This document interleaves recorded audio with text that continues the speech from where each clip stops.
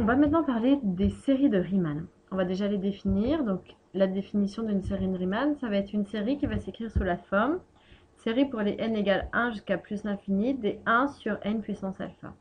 Donc, contrairement à la suite géométrique, en fait, la suite géométrique, c'est la puissance qui varie, puisque c'est 1, Q, Q2, Q3, Q4, Q5, etc., etc.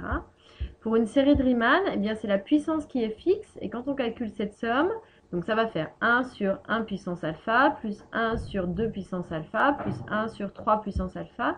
Donc c'est la puissance qui est fixe, et c'est à l'intérieur que ça change. Donc par exemple, si on utilise la série des n égale 1 à plus infini de 1 sur n3, ça c'est bien une série de Riemann, puisqu'en fait si on compare, ici avec la puissance, on a le petit alpha qui vaudra 3. Un autre exemple, si on prend la série des 1 sur racine de n, donc pour bien voir si c'est une série de Riemann, on va modifier un peu son écriture. On sait que racine de n, c'est une puissance 1,5. Et donc si on compare avec la forme de la série de Riemann, on voit que c'est n puissance quelque chose, donc ça veut dire que le alpha vaut 1,5, donc c'est bien une série de Riemann.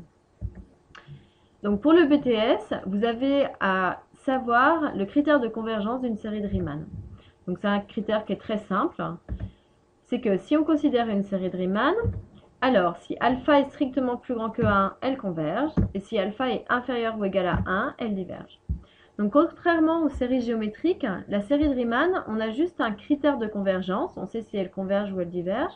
Par contre, on ne saura pas ce que vaudra la somme de cette série. Et du coup, c'est là où intervient Fourier avec les conditions de Dirichlet qui va nous permettre de calculer des séries. Si on reprend un exemple, donc on se souvient, la série des 1 sur n3, c'était bien une série de Riemann parce que la puissance alpha, elle valait 3. Si on compare avec notre théorème, alpha, il est strictement plus grand que 1, donc je suis dans le premier cas de figure. Donc cette série-là, en fait, elle va converger.